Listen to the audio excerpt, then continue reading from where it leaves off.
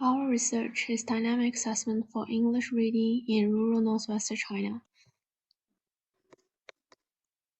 Dynamic assessment is a praxis-oriented approach to instantiate the concepts of sociocultural theory, and we aim to provide a series of mediation to promote learners' actual level to potential level, and finally promote learners' ZPD, zone of proximal development. And its characteristics are provide a graduated prompts from implicit to explicit, and finally let learners to self-repair, self-correct their mistakes, and achieve learner autonomy. We focus on learners' development not only on language form but also on their higher mental functions. And group studies have focused on readings on dynamic assessment, and they provide examples for us on how to conduct reading DA on their process and pilot study and so on. However, they also left room for us to compare different effects of question types and detailed interactions between the mediator and learners, and also it left room for us to focus on learners in middle school and even less those in rural areas. And our research question is, what were learners' reading difficulty, and how did mediation promote learners' reading performance? And lastly, how did the students perceive their mediation experience? Now, our research procedure can be divided into three main parts. The firstly is specifying DA constructs, and secondly, constructing DA item pools, and finally implement and processing DA through transcribing and coding in vivo.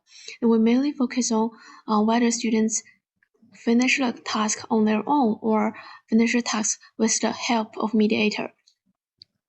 And in terms of their mediated performance, we only mainly focus on their mediation typology, that is, how many prompts do they need to finish a task, and also their learner reciprocity, that is, learner's reaction, their response to each prompt's mediator over. And our research provides students from northwest China and divide them into experimental group and control group. And for their difficulties, we can see in this example. This question asks learners to identify Chinese audiences' attitude towards cultural TV shows, and learners find out a sentence, and readers invite people to read poems and articles they like or wrote, and obviously this sentence cannot refer to Chinese audience's attitude. However, students, just because of the word like and think choose the correct answer A. So actually students cannot fully understand the meaning of the sentence, but also only seek for the commonality between the passage and the options. And according to learners' performance in pre-test and post-test, we divide learners into three groups: high scorers, gainers, and non-gainers. And we find that gainers had steadily right than scorers and non-gainers, and perhaps that's because the gainers fully understood the mediation and can apply their understanding to similar item types. And for their mediated performance, we find that gainers' CPD improved more quickly, and